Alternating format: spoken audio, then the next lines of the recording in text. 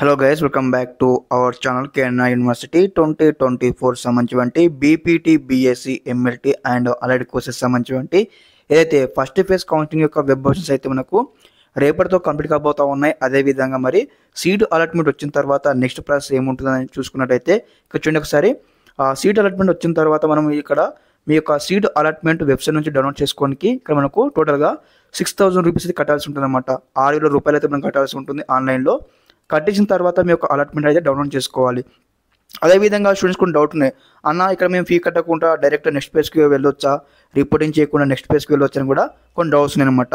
ఆ డౌట్స్ కూడా క్లారిటీ ఇస్తాను ఈ వీడియోలో, స్కిప్ చేయకుండా ఎండ్ బ్యాక్ చూడండి.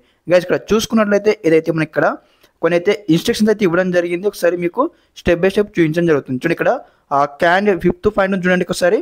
Candidates are informed that they have to exercise web option to the courses and colleges in which they are interested to join. In case of the candidate does not join the course, okay, after a college after allotment, she will not to be allotted to exercise web option in subsequent phase of counseling. ఇక్కడ మనకు clarity ఇవ్వడం జరిగింది. కాబట్టి మనకు మీకు ఇక్కడ web option ఇచ్చేటప్పుడే మీకు నచ్చినటువంటి కాలేజీకి వెబ్ ఆప్షన్ ఇవ్వండి. మీకు ఏ కాలేజ్ సీట్ వస్తే ఆ కాలేజీకి అయితే మీరైతే జాయినింగ్ కావాల్సి ఉంటుంది. ఇన్ కేసు మీరు జాయిన్ కలర్ అనుకోండి, మీకు నెక్స్ట్ ఫేజ్కి అలా ఉండదు అనమాట. ఓకే, అదేవిధంగా మీరు ఇప్పుడు మీ కాలేజ్ నచ్చలేదు, సీటు వచ్చింది, మీరు కాలేజ్కి పోయి రిపోర్టింగ్ చేశారు, నెక్స్ట్ పేజ్కి అయితే వెబ్ ఆప్షన్ ఇవ్వచ్చు అనమాట. ఓకే, అదేవిధంగా మన ట్యూషన్ ఫీ ఎంత కట్టాలని కూడా మీకు డౌట్స్ రావచ్చు. ఇక్కడ మనకు ట్యూషన్ ఫీ సంబంధించి ఇక్కడ మనకు క్లారిటీగా నోట్ అయితే ఇవ్వడం జరిగింది. చూడండి, ట్యూషన్ ఫీ అనమాట.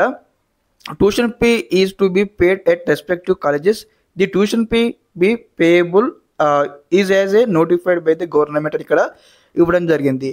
మరి ఫీజు ఎంత కట్టాలని మనం చూసుకున్నట్టయితే దాదాపుగా 35,000 నుంచి 40,000 అయితే కట్టాల్సి ఉంటుందన్నమాట. ఇది ఇక్కడ మనకు ఫస్ట్ ఇయర్లో అనమాట. అదేవిధంగా సెకండ్ ఇయర్లో మనం చూసుకున్నట్టయితే next second year, third year, fourth year చూసుకున్నట్టయితే మరి అమౌంట్ అయితే ఫ్రీ ఉంటుందని చెప్పడం జరిగింది. ఒకసారి మీరు కాలేజీకి వెళ్ళినాక తెలుసుకోండి. ఇదన్నమాట ఇన్ఫర్మేషన్ ఈ వీడియోలో. అందరికీ కూడా అర్థమైందని భావిస్తున్నాను. ఇంకేమైనా డౌట్స్ కూడా క్వరీస్ ఉన్నట్లయితే వెంటనే కామెంట్ సెక్షన్లో కామెంట్ చేయండి. ఓకే, మీకు స్టెప్ బై స్టెప్ ఈ విధంగానే తెలియజేస్తూ ఉంటారు మన ఛానల్ తరఫు నుంచి. Okay, thanks for watching this video. జై హింద్.